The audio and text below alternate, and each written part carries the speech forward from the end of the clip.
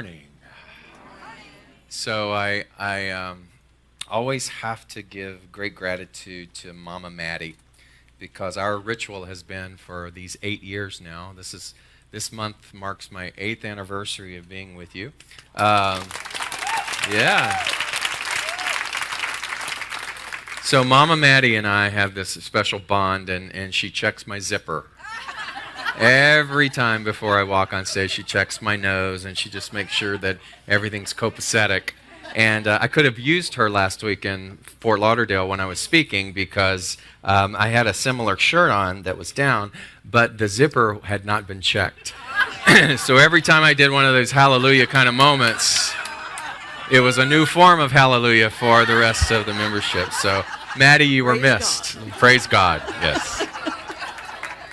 So the month of September, the theme is around the word consideration.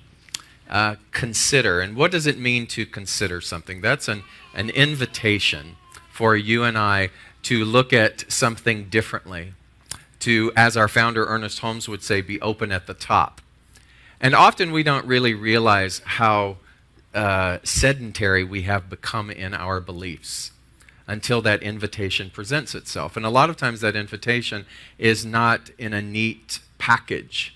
And as our world becomes more complex, as the division that has been buried begins to rise towards the light, we can see and experience that messiness. And we are standing in our own personal world asking to look and to consider the fact that we walk around with a lot of unconscious bias. So to consider simply means that I never stop that pathway of self-examination. There is never an arrival. There is never an arrival. There is a constant journeying or a constant unfolding of spirit. And Reverend Annette and I are starting off today's topic with consider unlearning. Consider unlearning, not learning, but unlearning. And the rest of the topics, with Tama Keeves being here next week in her book, the Summer Book Club, Thriving Through Uncertainty, Consider Thriving. The practitioners will be doing a Sunday, Consider Praying, Consider Forgiveness, Consider Evolving. All of those are the invitations that you and I are invited to participate in this month of September. So what does it mean to consider unlearning? There's a sobering quote that says that if you and I do not become responsible for our personal healing, if we do not become responsible for and aware of the wounds that we carry, then we will continue to bleed on others who never cut us.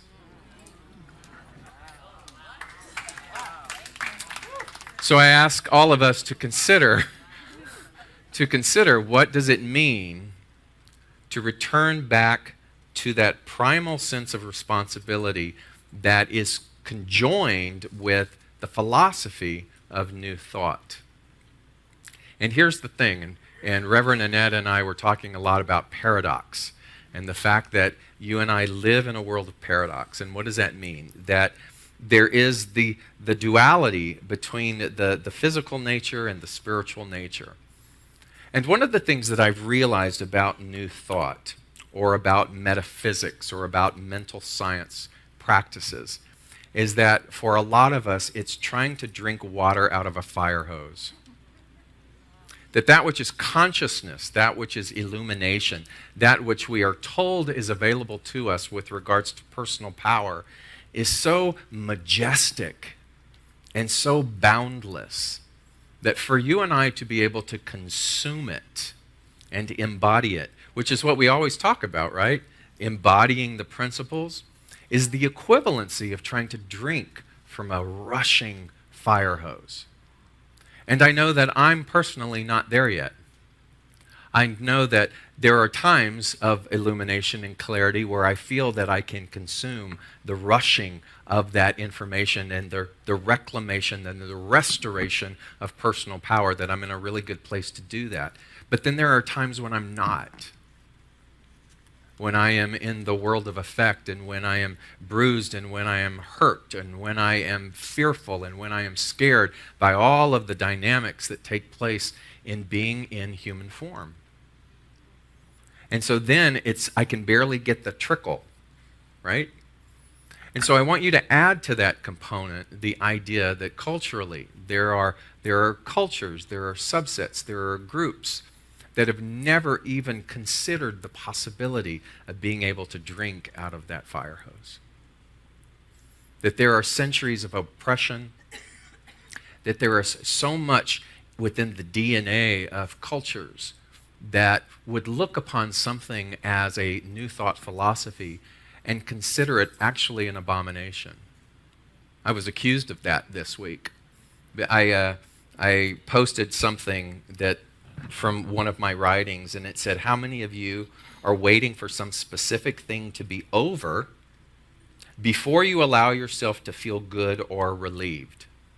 Because if you and I are doing that, then that something has our power. That's a traditional New Thought idea, right? It just simply says that if we are waiting upon some outward effect to change, then that thing has our power, rather than realizing that the power is innately within us. But the person who read that is a person who can't conceive of drinking the illumination from the fire hose. And so it's interpreted as my white privilege. It is interpreted as being out of touch with those who are oppressed. It was very painful to read that, because that would be the farthest thing from my personal intention. And yet I begin to realize the paradox of this information, and how do we receive it? Our founder, Ernest Holmes, said that in our ignorance of the truth, we have misused the highest power that we possess. And so great is this power, so complete is our freedom in it, so absolute the domain of law through it, that the misuse of this power has brought upon us the very conditions from which we suffer. And so we suffer, not because suffering is imposed upon us, but because we are ignorant of our true nature. Now, this would be something that would be celebrated. We suffer not because suffering is imposed upon us, but because we are ignorant of our true nature. This is something that would be celebrated in a metaphysical environment. This is not something that is celebrated in our world today as oppression becomes brought to the light, because those who are unaware of or who have never even considered this do not understand and cannot drink from the fire hose of the totality of that which is God. Does that make the fire hose wrong? Does it make this statement wrong? So here's the paradox. How in the world will this world ever be able to receive a message about personal power? And so consider unlearning to me means that we have to consider the fact that everything that we have learned either through our domestication about the world, but also everything that we've learned through our principled study of metaphysics has to be looked at as well. Because we have to find a way, not to water something down, but to find a way to be able to meet people where they're at. And how do we do that when everybody is drinking at different levels from the fire hose? And thus is the big consideration of what it is that you and I get to unlearn about the biases that we do carry, and perhaps they actually do exist. What do you think? So I want to tell a story. All right. Okay, so I'm going to talk a moment, and I call this story Asleep on God's Couch. So imagine for a moment a being that is the offspring of an ever greater being. But it's not an offspring, it's actually an inspring.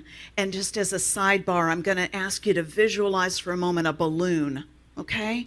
Now imagine that you're blowing up that balloon, but on the inside, there's yet another balloon. Okay?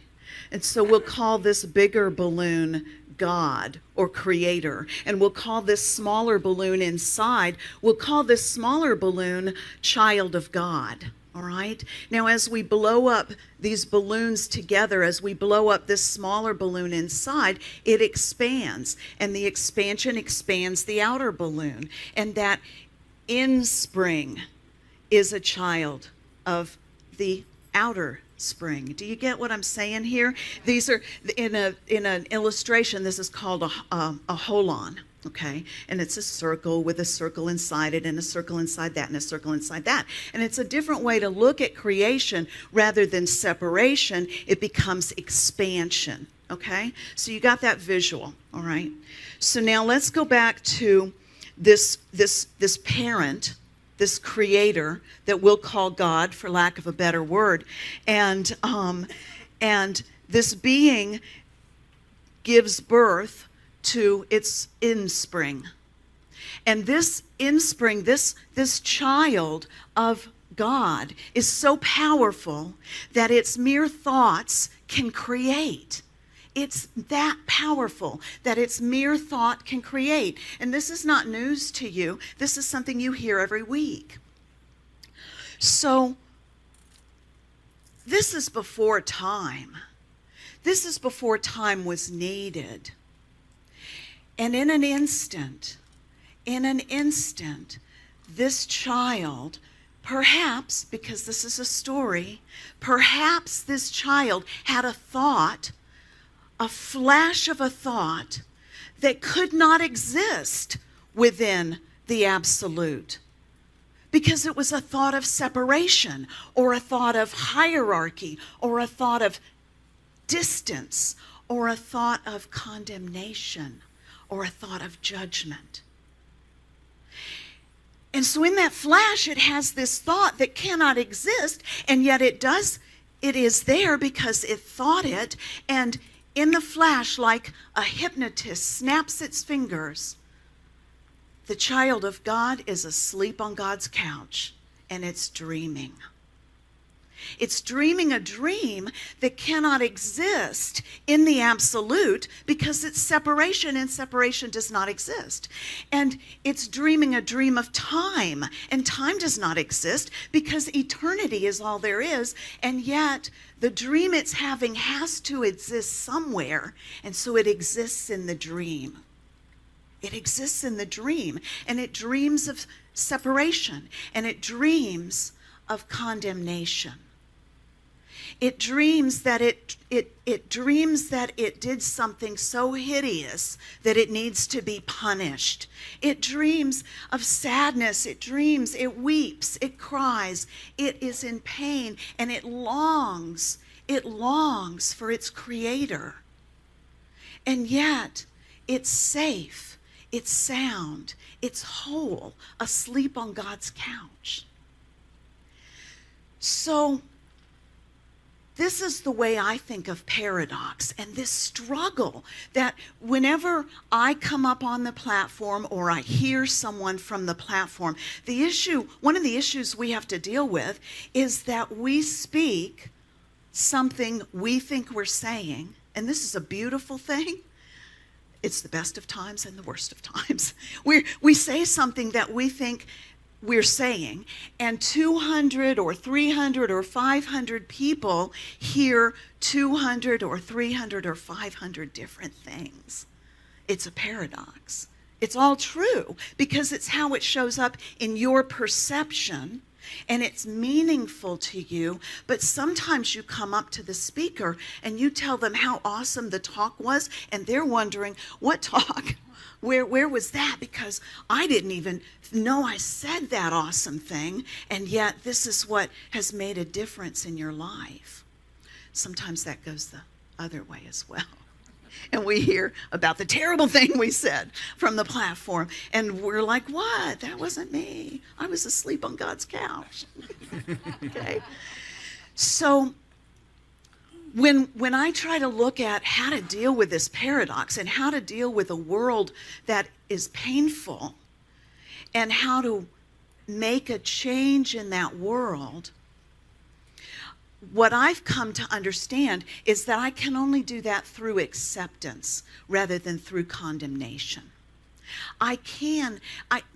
If I accept something, it doesn't mean I have to agree with it. But in the present moment, it is what it is. And you hear that too from up here. It is what it is. It is what it is. We are where we are. And if I condemn it as a child of God, my thoughts are so powerful that I am going to perpetuate my condemnation.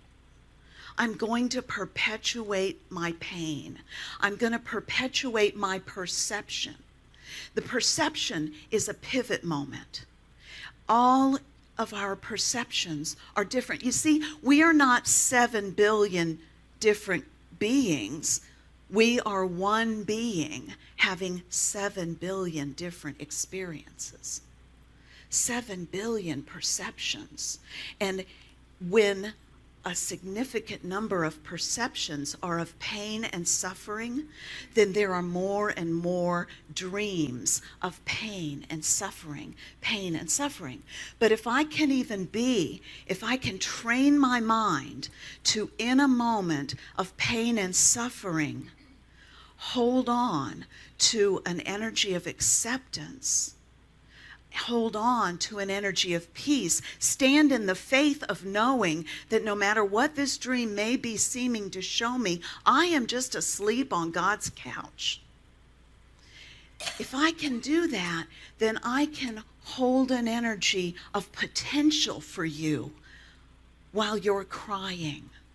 I can hold an energy of potential for you while you're standing on the brink of something that is terrifying for you. Because guess what, dude? I know you're asleep on God's couch. So, jump in. I was asleep on God's couch. Perception. Yeah. And it is that, you said the idea of, you didn't use the word retaliation, but the condemnation. And so when we meet condemnation with our own condemnation, what does that produce? More condemnation. However, what then paradoxically do we do when the condemnation comes at us with such vehemence? Case in point, watching Aretha Franklin's funeral, and then the minister from Atlanta getting up and for 55 minutes basically just lacerating his own community. Atlanta's on the map again. Woohoo! Yeah. And talking about how unfit single mothers are. And so all of that totally unrelated to the festivities at hand. It was it was an interesting eulogy. Notice that I had to back up and change my words in order to be congruent with what you said. We all grow. We all grow. And so what does that then produce? That produces the countering of African American single mothers across the world retaliating back and pushing back. Is that condemnation, or is that a mixture of finding one's power and standing in one's power? The power that we talked about in the beginning from Ernest Holmes. And so great is this power, so complete is its freedom in it, so absolute the domain of the law through it, that the misuse of this power has brought upon the very conditions from which we suffer. So where is the paradox then from naming, claiming, speaking, standing, living through that power, and then wanting to defeat something or counter it? So the consideration of unlearning is that when you and I are attacked, or when we are hurt, when we are asleep, when we are in our forgetfulness, when we, quote, quote, act out, but then when we come to, the healing and the restoration of that power is in that divine moment of decision, which means that I can say what I need to say. We can reclaim what we need to reclaim in that moment, and at the same time not have the urge to try to defeat something. Mm-hmm. I can champion without having to defeat something. And I believe that that's the seminal thing that we are struggling with as a society, as a species. That we have forgotten the fact that we can champion something without having to have its adversary dragged through the mud. That we can champion our personal power. I can champion your power. I can champion your faith, your walk, your choices, your life, what it is that you choose to do, without having to create some defeatist polarization of that thing. So where did the idea come? Where did the word come illegitimate?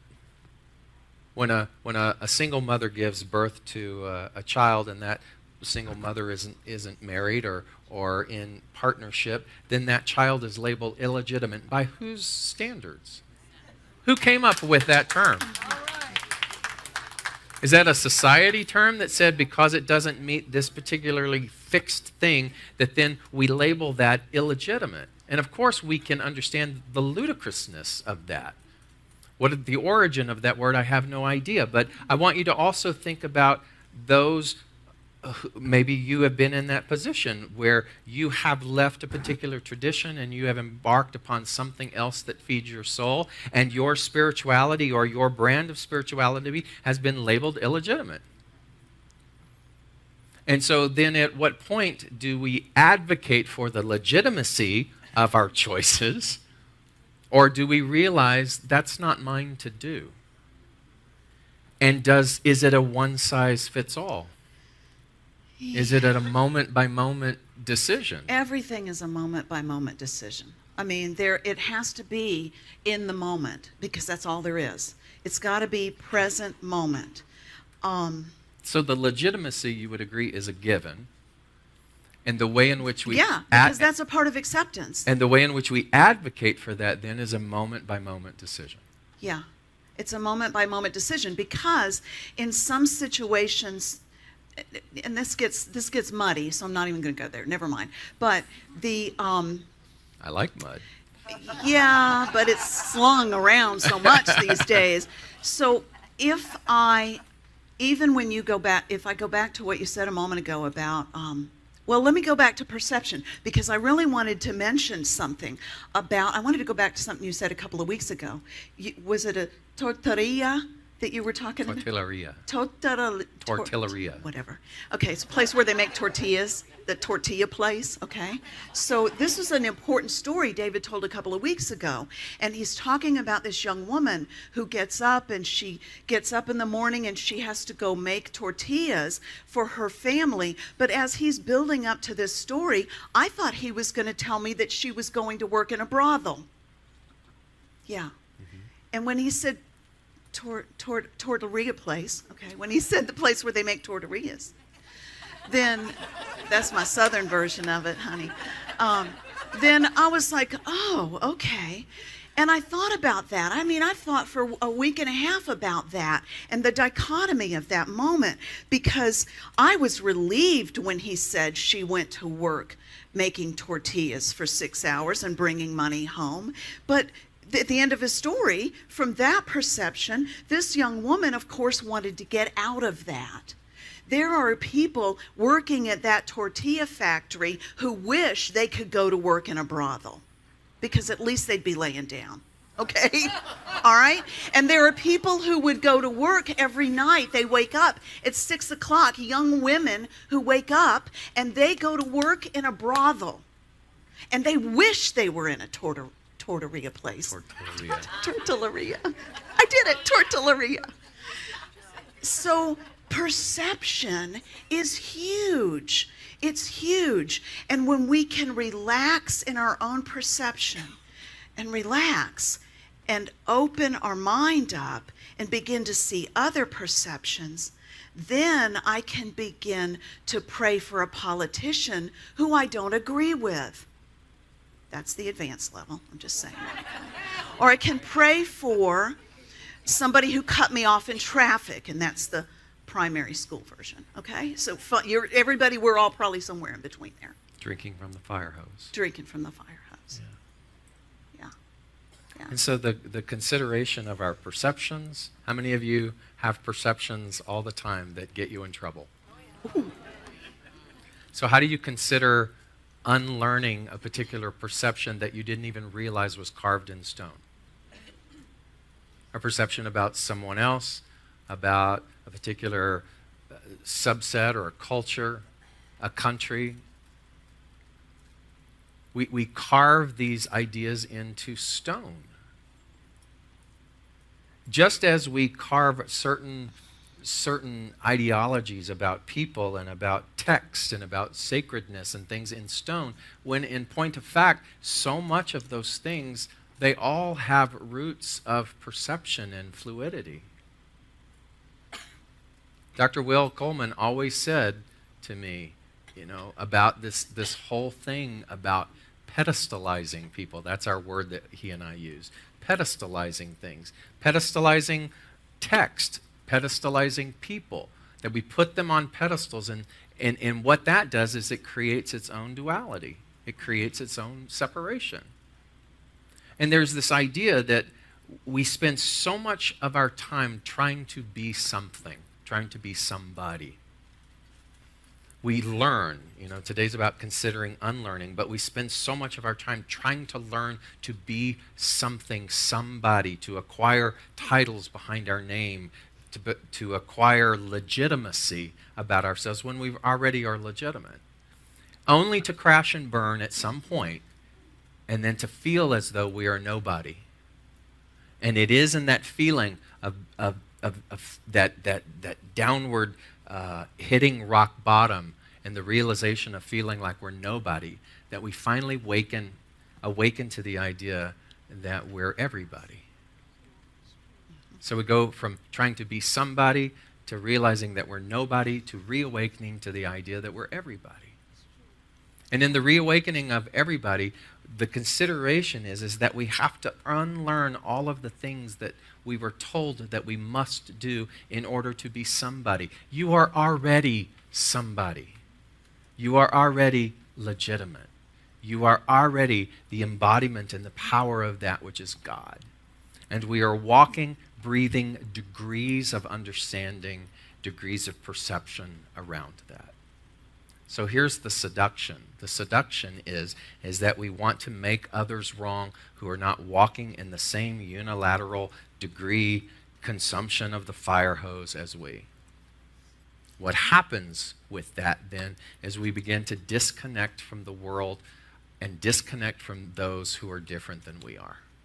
And it is in that disconnection then that the myopic nature of our perceptions become glorified.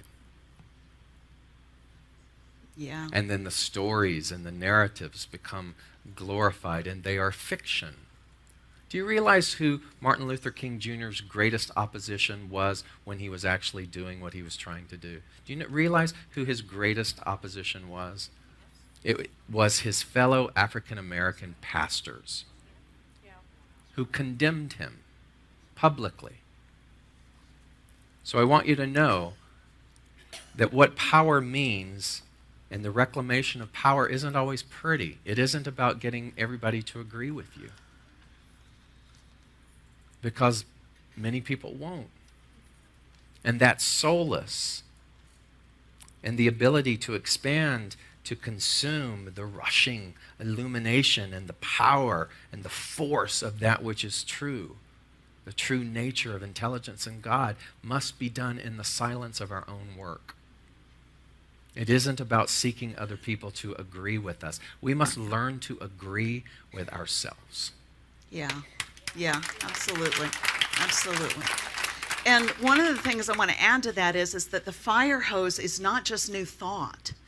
And that's a trap we set up for ourselves. It's not. The truth of the fire hose, the overarching yesness of the universe, the safety of God's couch, for if you'll go with that metaphor with me a little bit, the safety of God's couch is holding people in all different religions, in all different denominations of Christianity, of all different sects and groupings. It's available because this intelligence is speaking to us through whatever means it possibly can. Imagine if your child were asleep on the couch and you have no idea what that child is dreaming, but you can tell by the look on her face that it ain't good. okay? And you're trying to wake that child up.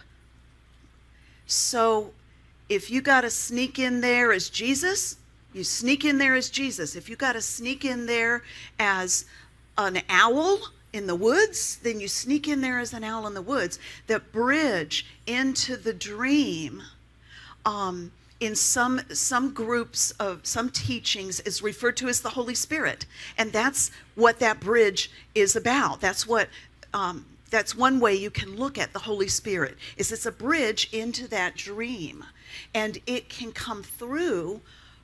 I mean, the mystics are right up there in the gatehouse at the bridge, and mystics from all the religions, really, that personal connection place of being open. That's why mystics from all different religions can talk to each other without killing each other. It's because they all speak underneath the same language. Yeah. And so we wanted to make available just a question or two about this topic. What do you feel you need to unlearn? What do you feel as a perception that is locking you down? And as we take one or two in this format, then we invite you to continue in our Q&A afterwards. Is there anybody out there who has a question that they would like to ask? Yes.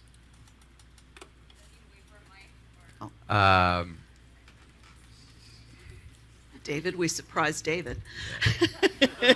Surprise! Accept it. Thanks. Okay, stand up.